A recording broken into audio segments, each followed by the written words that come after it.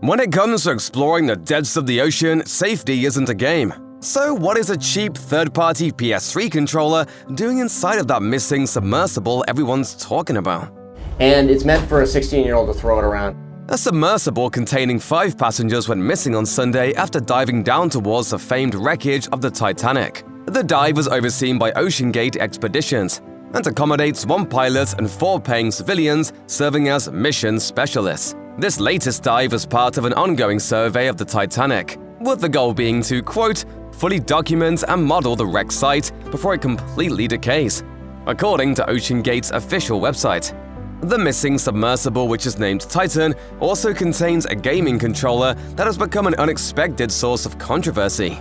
Taking a completely new approach to the sub design, and it's all run with this game controller. The United States Coast Guard reported on Twitter that the submersible lost contact with the surface less than 2 hours into its dive on Sunday. The clock is ticking as the craft only has an air supply of approximately 4 days.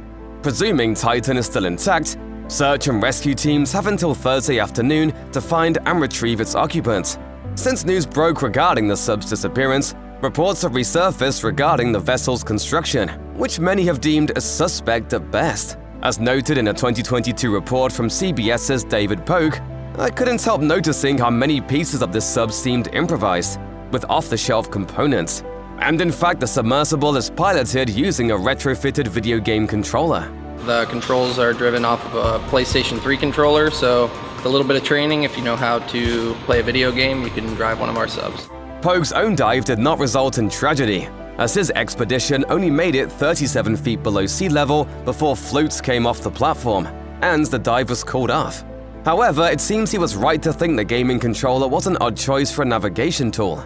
Gamers on social media have since identified the controller and discovered that it's not exactly the most advanced model out there. If you want to go forward, you press forward. If you want to go back, you go back. Turn left, turn right, go down, go up.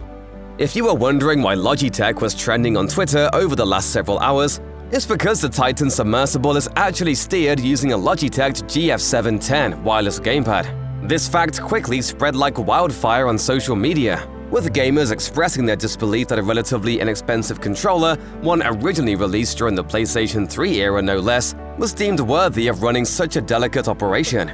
According to multiple product reviews, this controller model has issues with stiff joysticks and maintaining a steady wireless connection. One Amazon review complains, "I immediately noticed that the dead zones for the analog sticks were horrible, making precise movements extremely difficult." Another notes that the controller wasn't even worth the $40 that they spent on it. Needless to say, this has done very little to instill confidence in the safe return of the vessel and its 5-person crew. Gamers are waiting with bated breath to see if Logitech has anything to say about these upsetting events, which will no doubt result in some less than stellar publicity. As of this writing, the tech company has not yet issued a statement regarding Titan's use of its products.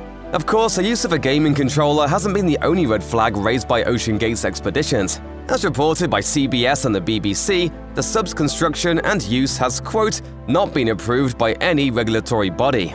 And prospective passengers must sign extensive waivers acknowledging that such an expedition could result in injury or death. These factors and more make the search for Titan difficult for rescue services. CNN reports that the depths to which Titan may have sunk, up to 13,000 feet below sea level where the Titanic itself was located, means the area of the search may be too wide to navigate in the amount of time afforded to rescuers.